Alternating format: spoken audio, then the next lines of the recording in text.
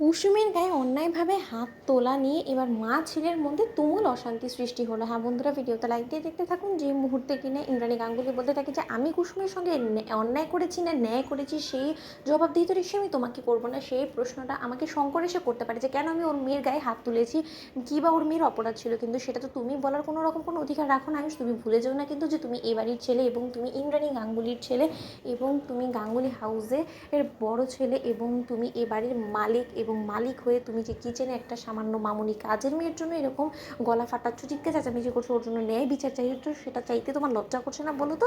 তোমার অন্য কোনো কাজ নেই আয়ুষ? যাও সেখানে গিয়ে বরঞ্চ সেটা করে। এই মেয়ে লোকের মাঝখানে তোমার থাকার কোনো প্রয়োজন নেই। ঠিক সেই সময় আয়ুষ যখন কিনা বলতে থাকে যে আল বাদ থাকবো মা, 100 বার থাকবো, তার কারণ এইটার জিজ্ঞেস করার অধিকার আমি রাখি, তার কারণ কুসুমকে তুমি কোনোরকম কোনো ভুল ত্রুটি ছাড়াই অন্যায়ভাবে তুমি ওর গায়ে হাত তুলবে, এবং সেটা তুমি যদি ভেবে থাকো যে না আমি সেটা দেখেও না দেখার ভান করবো এবং তুমি আমার মা বলে আমি তোমার সমস্ত অন্যায়গুলোকে প্রশ্রয় দেবো, তাহলে তুমি সেটা ভুল ভাবছো। আয়ুষ্মান গাঙ্গুলি যেরকম কিনা বিজনেস সামলাতে পারে, ঠিক তেমনি ঠিককে ঠিক এবং বেঠিককে বেঠিক বলতে জানে মা। এতটুকু অন্তত আমার মধ্যে সাহসটুকু আছে, এবং আমি কাপুরুষ নয়। এবং মেয়ে লোকের মাঝখানে কী কথা হয়েছে বলো তো? এটা কি এখন আর মেয়ে লোকের মাঝখানে কথাটা রয়েছে মা? আমি এখানে এসেছিলাম কুসুমের সঙ্গে আলাদা করে কথা বলতে, সেই জায়গায় তুমি আমাদের মাঝখানে ঢুকে কুসুমের গায়ে হাত তোলার সাহস কোথা থেকে রাখো বলো?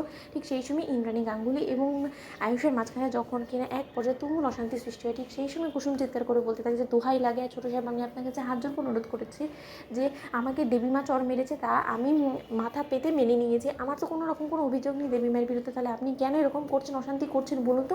ঠিক সেই সময় মীনাক্ষী আগুনে ঘি ঢেলে বলতে থাকে যে অমনি না, তুমি তোমার ন্যাকা ন্যাকা অভিনয় করা শুরু করে দিলে যাতে তুমি আয়ুষের মন জয় করতে পারো, এই সমস্ত কিছু করে তো তুমি আয়ুষকে দিদির বিরুদ্ধে উস্কে দিয়েছো। নয়তো বা যে আয়ুষকে না আজ অবধি কোনো সময় মায়ের বিরুদ্ধে কথা বলার সাহস দেখায়নি, মায়ের উপরে উঁচু গলায় কথা বলার সাহস দেখায়নি, সেই আয়ুষ আজকে চ্যাটাং চ্যাটাং করে দিদিকে প্রশ্ন করছে যে দিদি তোমার গায়ে হাত তো কেন তোলো?